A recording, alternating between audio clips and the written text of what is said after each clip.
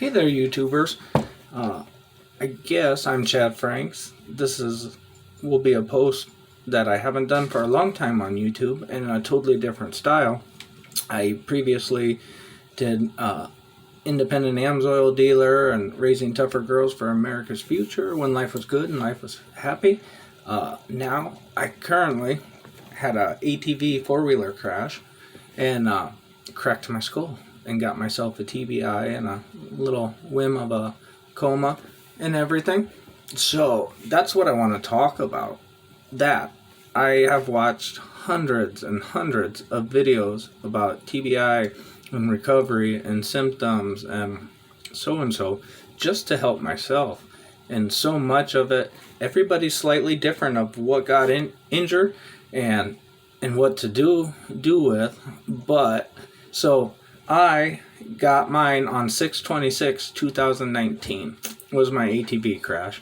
I took a $40,600 helicopter ride that I don't remember anything from, and they put me in a 10-day induced coma and then started to let me come out of it, and they gave me a trach, and I guess I was reaching for stuff still after a little while, and so it was sewn there, and whatever cord went by there, they sewed it there as well, and that kind of thing. And I have not a zero recollection of any of it. And so I guess I'll start with how the journey for a TBI person starts and where it goes. And that's a long year, let alone I still very much feel in it. My short-term memory is terrible. I have everyday notes. I start tomorrow's note the night before of things to do and to remember. As far as that goes, still to this day, and I'll still forget a word. And in conversation now, my people know if I'm snapping my fingers, it pretty much means I'm trying to recall. It's right there, but I have to find it in here. Or I'll get caught on the word the. I'll do that every now and then while I'm looking in my head just to buy time or to find that word and stuff. So I'm just gonna start from like how it felt, basically getting out of the hospital and that. My most recollection, I was in the hospital for 5 weeks, and at 4 weeks in Iowa at the University of Iowa, that's my first recollection. A day I woke up and looked around, and I was about certain I was at the U of I hospital, and I looked down at my feet, and I'm like, yeah, I'm in a bed. And but from there, I'm 35 now, and that happened when I was 34, and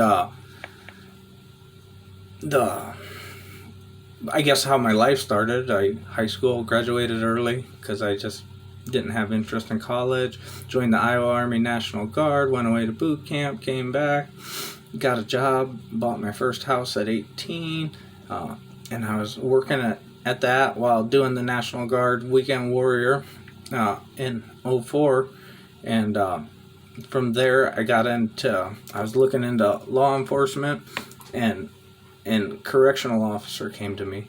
So in the Iowa Penitentiary, I was like 12 3/4 years as a prison guard, and it was my weekend from the prison on a rural ATV ride when I got in my crash, hit a hole in the road at 55 miles an hour and didn't have a helmet on. So that, and luckily I was riding with somebody and they hit the hole too. I hit it at 55. They got slowed down to like 25, 30, and mine flipped me forward end to end, I believe, and it rolled him sideways, but he had a helmet on, so he got my phone out of my pocket and called 911. But to the hospital, after being at the U of I for, it felt like somewhere between 3 and 4 weeks, is my first recollection. Because I was a prison guard, you would have to take injured or people with ailments, to the penitentiary and chain them to the bed and sit there for 8 hours and watch them to make sure they don't get away. So I recognized that hospital very well from that way. And then I looked over, and since it's the U of I, also the U of I University, I know it's a teaching hospital as well. And I saw a young nurse, and I was like, yep, I'm there. Looked out the window, saw Iowa City. Yep. And so I asked her, I said, hey, ma'am, I don't know how long I've been here or why I'm here, but when do I get to go home and sleep in my own bed and see my bulldog? And she turned around and she said, did you just say something? And in me, I guess parts of me were already there. I was like, yeah, duh. And I said, yeah, why? You didn't hear me? Do I need to talk louder? And she's like, I didn't expect you to ever talk. The doctor said if you woke up, you would probably never be able to carry on a conversation or make a full sentence. And I said, oh.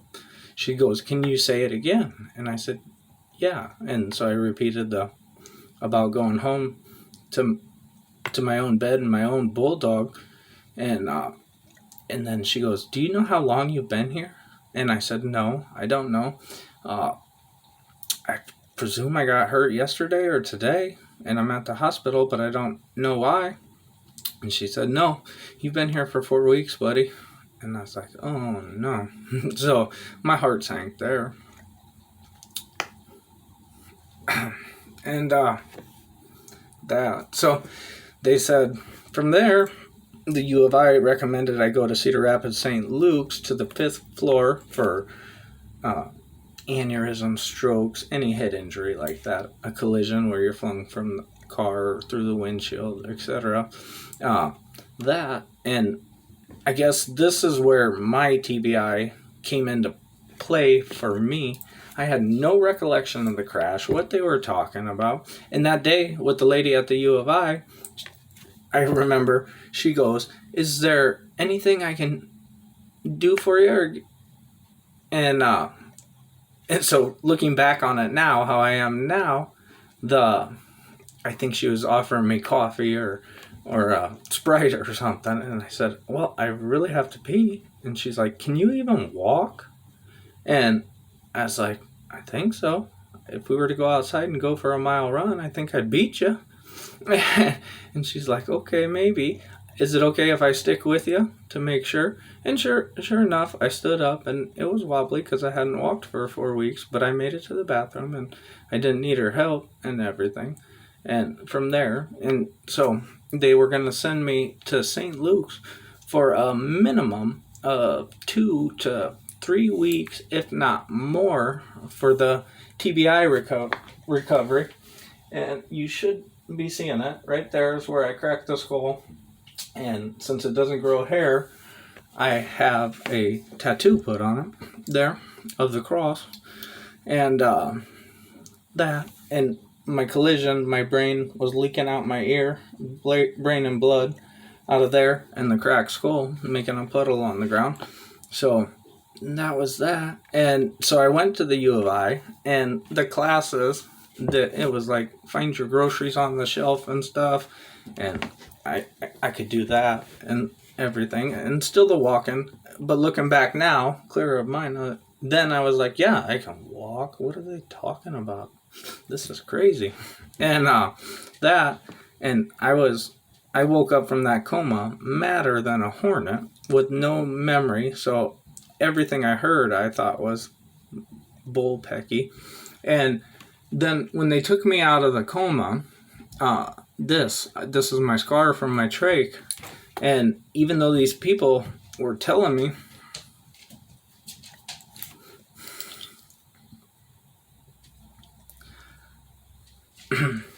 the whole time, I thought I got stabbed at the prison and didn't believe them. So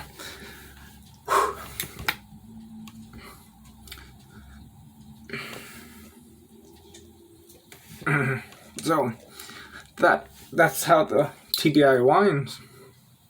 So, and that stuck with me for easily like a month and a half, that I thought it was all bullshit and didn't trust my people. So, yeah. But anyhow, there we go.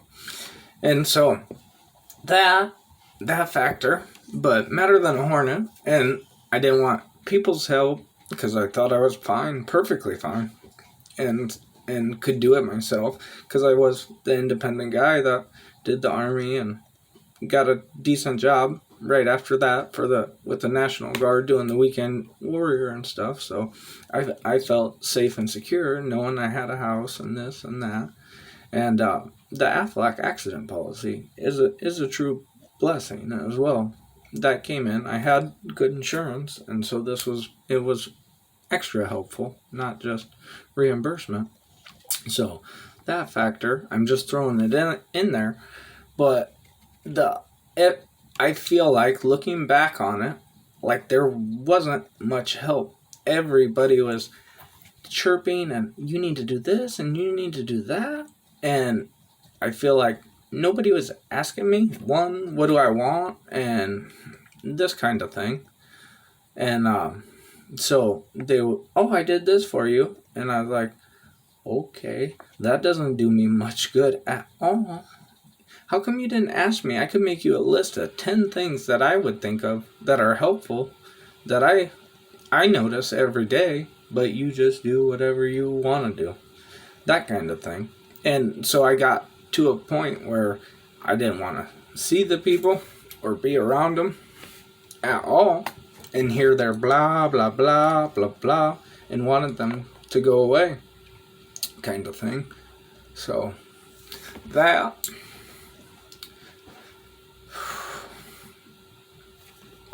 And from there, finally, I was refusing, like, no. I said, like, to the doctor at St. Luke's, I said, did I break the law? Is there a reason? Because I was a correctional officer. Did I break the law? Is there a reason you can keep me here? And he's like, no, actually. And so that got it going pretty fast. And looking back now, that was the last thing I needed. But the way it was working and playing out, they let me go against what the U of I said of minimum of 2 to 3 weeks, if not more. 7 days later, I went home to live alone with my bulldog and that kind of thing. And then not believing or recalling the crash in any way, shape, or form. And hoopla, and it was still sticking with me. I was like, they won't let me go back to work because I got shanked or stuck by a prisoner, and they know if I walked in there and found out who did it, it'd be on like Donkey Kong. I would want to fight and settle and revenge and that kind of thing. So that was my temperament or my demeanor, very much so. People could talk to me and I'd be like, oh yeah, okay, and chipper, but I was covering and protecting myself to the scenario that I was thinking or believing at the time. And that was a bulldog. And that factor. So it was long. But so after 7 days, they took me home. And bless their heart, not my children's mom, but the girl I was seeing at the time, and a neighbor lady, I guess they thought they were doing something that would be very, very helpful to me, but there was a time that everybody thought I was going to be a vegetable. If I made it, I'd be a vegetable, and then it turned from, if he wakes up, he won't be able to carry on a conversation or anything, and so they were repainting my living room, my kitchen, just in case something happened or whatever that way, or that I came out of the coma or became alert somewhat when they let me come out of the coma. And so my house and my memories, to me, this is how I perceived it then. And now my living room was called the chocolate room. And this room that I'm sitting in is my AMSOIL office. In my weight room, kind of man cave, the only room I had at the time, with three daughters and once upon a time, three daughters in the house and the wife at the time. But that factor, this was my cranberry room, my cranberry office that I picked out and when I was 19 and painted it. And you're looking at the color now. And so I came home to everything changed in my home. And if you have a TBI person, maybe you have a scenario like this, do not touch it, please, for God's sake.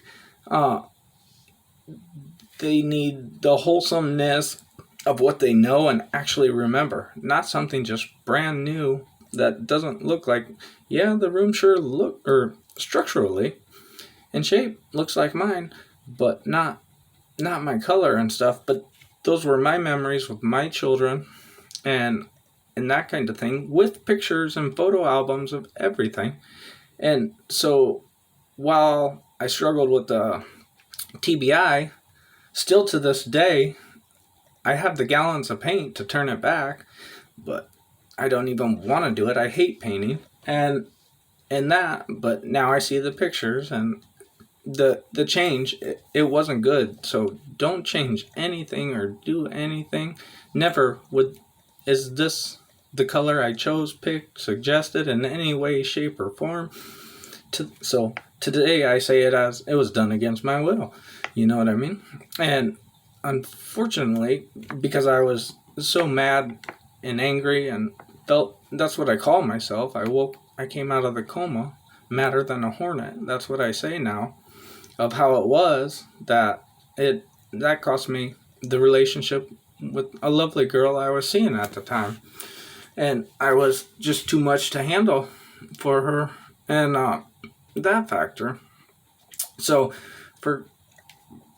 keep consistent things. If you see and know certain things their way, your idea, the people, if you're looking because you have an injured person and this is the first time you ever did TBI research, traumatic brain injury, don't change anything unless the room needed done and they said someday, and you have them word for word, verbatim, someday I want to make, and they got the card that they picked out at the store, this color.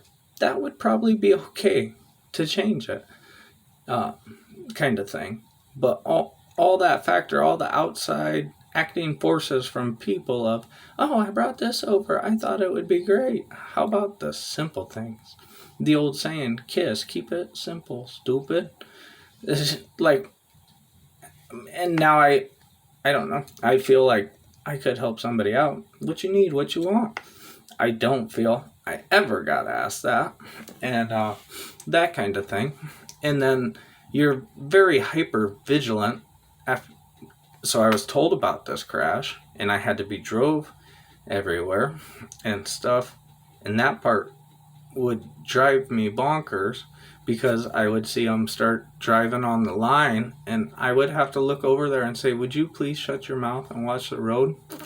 That kind of thing. Whereas they were a worse driver than me. But that factor.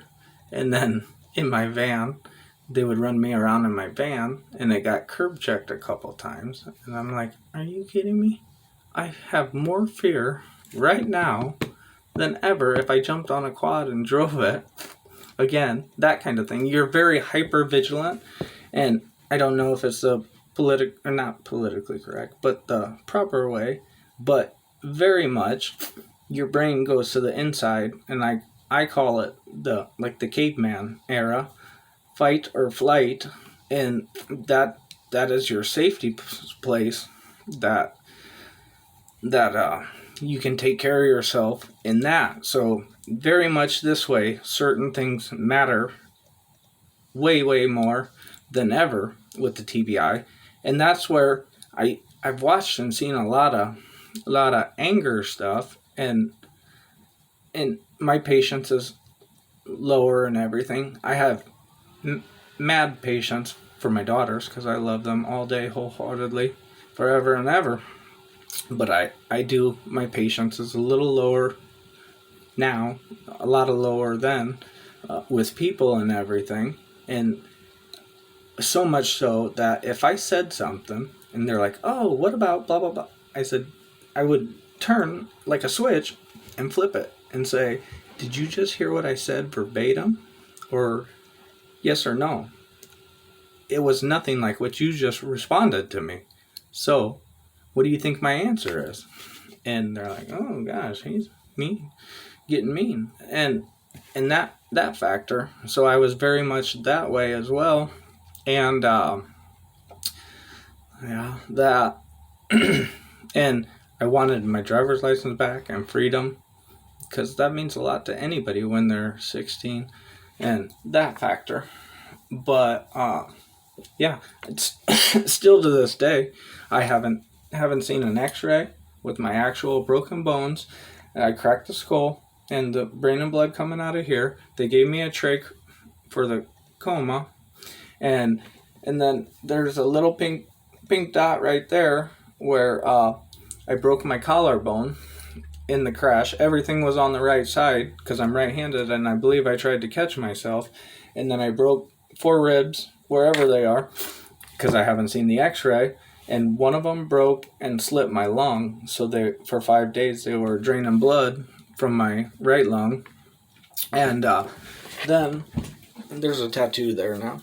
But right there, that was my feeding tube for food and medicine while I was in the coma and everything. And that, and now I forgot kind of where I was going, but it'll come back to me. It just always takes time like this. So that, and I'm now having the short-term memory because I'm not going by any paper and everything. But yeah, I did lose it. This is a prime example, and this is the reason why I wanted to do the video, is to help people with the early stuff and the anger and everything.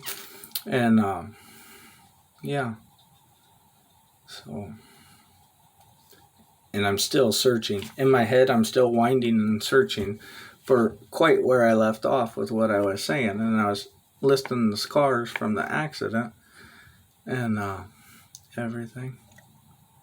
So now I'm just going to have to start off somewhere where I want to say with it, even in the start that way.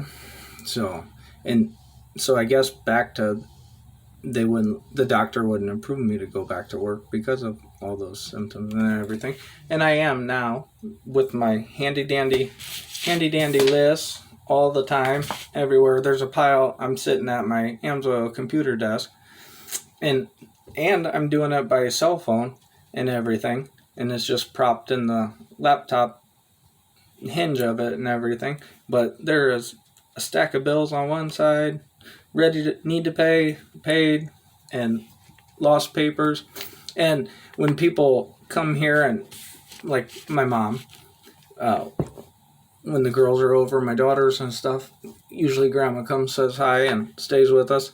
And that, if she moves anything, it drives me bonkers, because at best I can remember almost where I put it on the counter.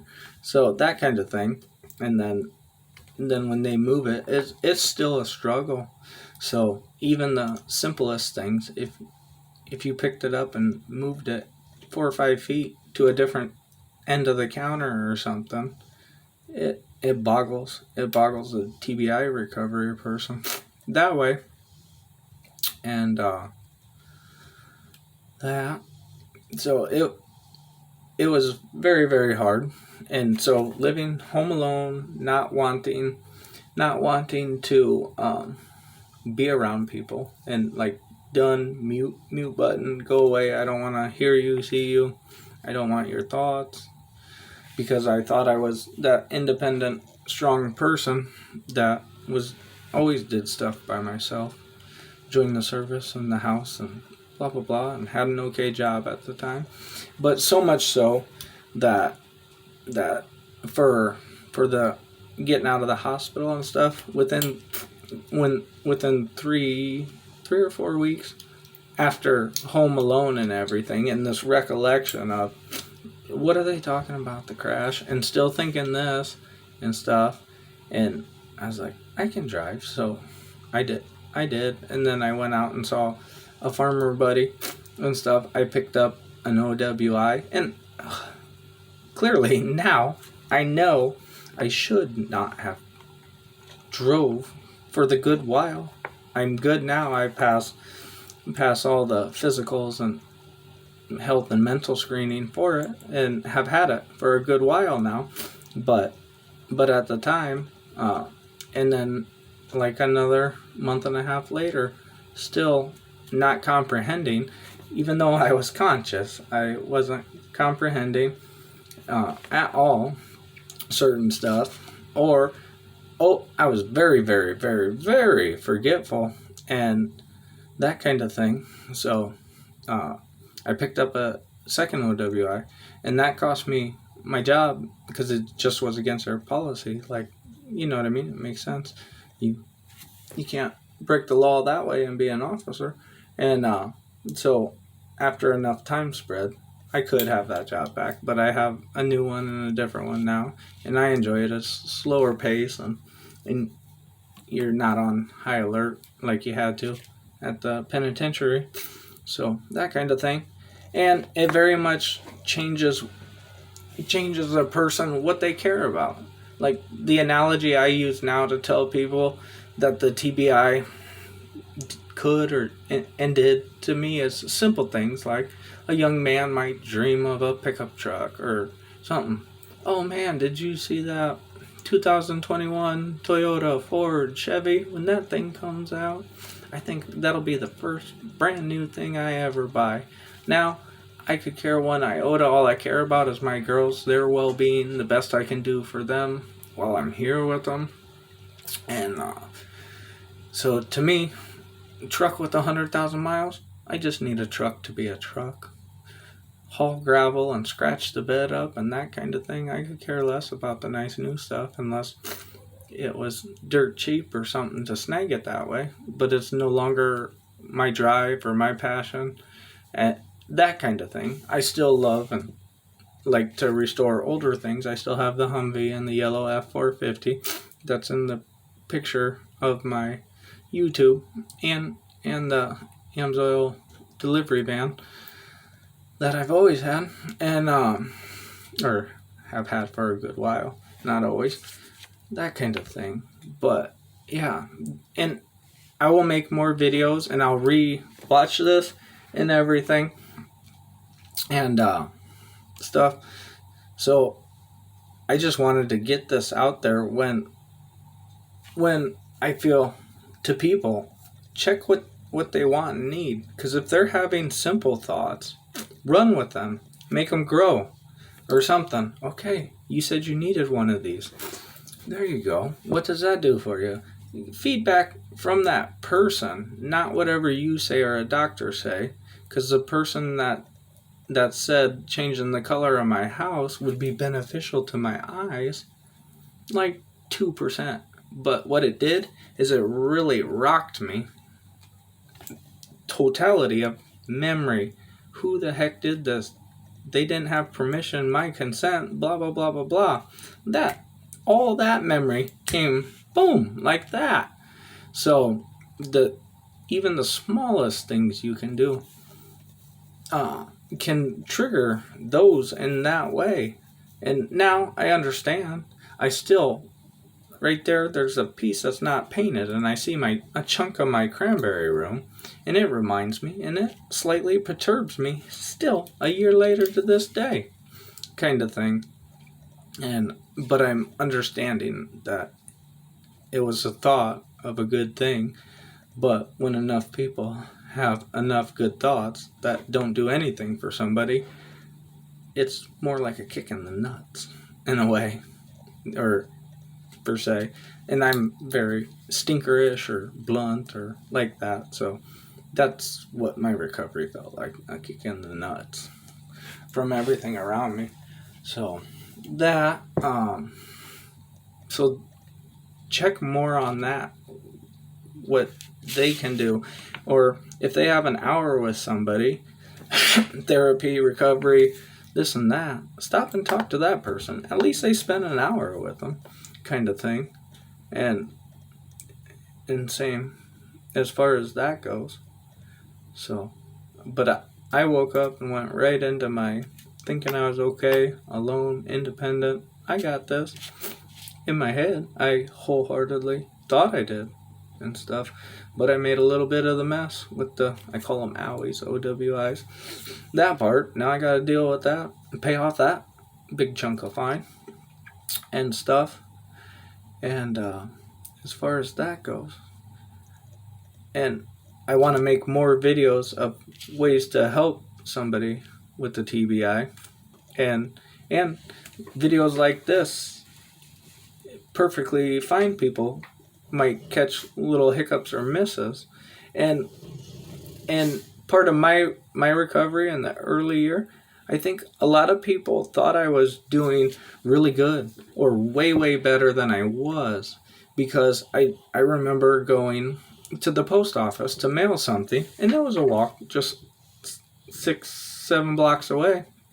And so for exercise, because I woke up or recognized things around me, 4 weeks in the hospital bed, I lost like 15 pounds of my muscle mass, and so I would put a 20-pound weighted vest on, go for a walk, ankle weights and wrist weights. And so I went in the post office and I said, "Here, is that enough stamps to mail that one?" And so he scaled it, and he's like, "What do you got on your wrist?" And I looked down, and in my head, I perfectly knew it was black and purple. But when he said that, I could tell the wheels were turning, and that, I'm like, for the life of me, I cannot, for the life of me, freaking remember what the name of that color. And I said, it's that one. And I was trying to process it in my hand. How do I flat or roll with the punches and make it cover it up? So I was like, purple is very close to a lilac in my head. That color, because I didn't have the word purple come into me, that color is very close to lilac and lavender. And so I did. In about that much seconds, I said, "Oh, these black and lavender things?" Knowing wholeheartedly I meant purple, but I couldn't think of the name purple because that's the actual color. But I covered it with something so close that he's like, yeah, that one. I said, "These are wrist weights. This is like 1.5 pounds, and on the ankle is 2.5, and the vest is 20 pounds. And like, so I skated through everything that way. Everything kind of has something so close if you get it right. And people don't know that you're struggling that way, and you don't feel like you are. And I did the whole walk home. I was like, what the heck is that stuff called? And